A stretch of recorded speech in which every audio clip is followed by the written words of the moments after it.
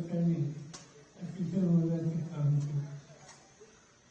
आमच्या शेजारचं राज्य गुजरात एकेकाळी गुजरातचे वाहन असतं एक राज्य होतं आणि गुजरातने सुद्धा अतिशय उत्तम प्रकारचं यांचं देशाला करून दिली. किंवा लोकांना फारशी कदाचित माहिती नसते.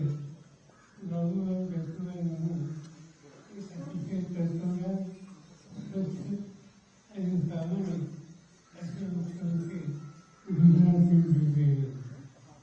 बाबूरावांच्या नंतरच्या काळामध्ये माधवजी सोळंके असतील, शिवराम पटेल असतील, अनेकांची नावं सांगता येतील की गुजरातने उत्तम प्रशासन देशाला दिले.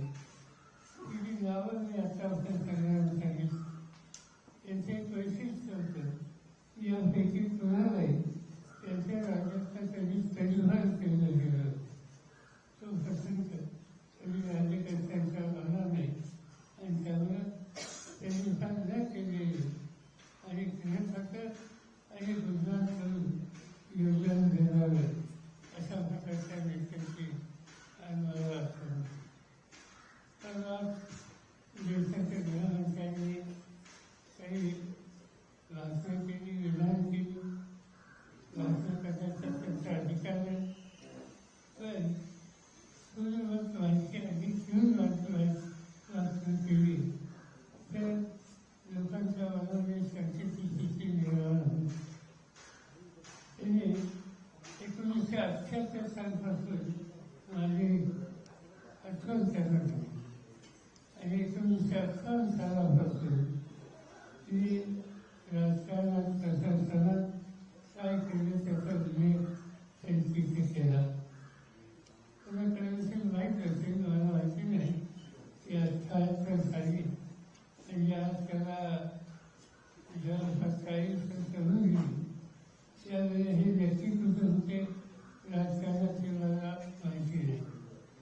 पण 1978 साली मी राज्याचा मुख्यमंत्री होतो आणि माझ्या मंत्रिमंडळामध्ये यांचे नेते उत्तमराव पाटील, दुसरे नेते अशोक अडवाणी, अकोल्याच्या डॉक्टर सोमेनाथाई चौधरी असे अनेक कर्तृत्ववान जनसंघाचे लोक माझ्या मंत्रिमंडळामध्ये होते आणि समन्वयाच्या 1978च्या पूर्व सरकारच्या सुरू माहिती घेतली किंवा वाचन केलं तर याच्या सगळ्यांनी महाराष्ट्राच्यासाठी एकत्र येऊन अतिशय चांगल्या प्रकारचं योगदान दिलं.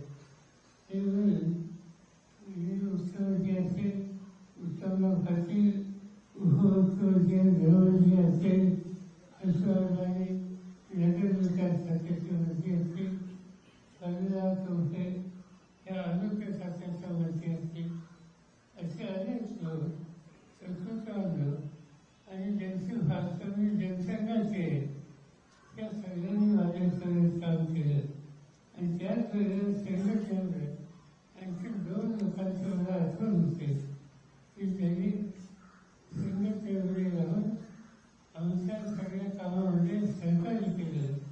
ते म्हणजे वसंतराव भागवत आणि प्रमोद भागवत यांचा उल्लेख हा प्रशासनाने त्या ठिकाणी केला आणि त्यामुळे ही सगळी नेतृत्वाची फळी ही भाजपनं 1978 नंतरच्या काळामध्ये लिहिली. नंतरच्या काळामध्ये देशामध्ये पक्षाने सत्य होते पण विविध राजकीय पक्षांच्या नेत्यांच्यामध्ये सुसंवाद होता आणि त्याची उदाहरणं सांगायची झाली अटल वाजपेयी काय किंवा त्यावेळेचे गृहमंत्री हे अडवाणी सर यांची नावं घ्यायला आज अटलजी हे कर्तृत्ववान लोक होते आणि पक्षीय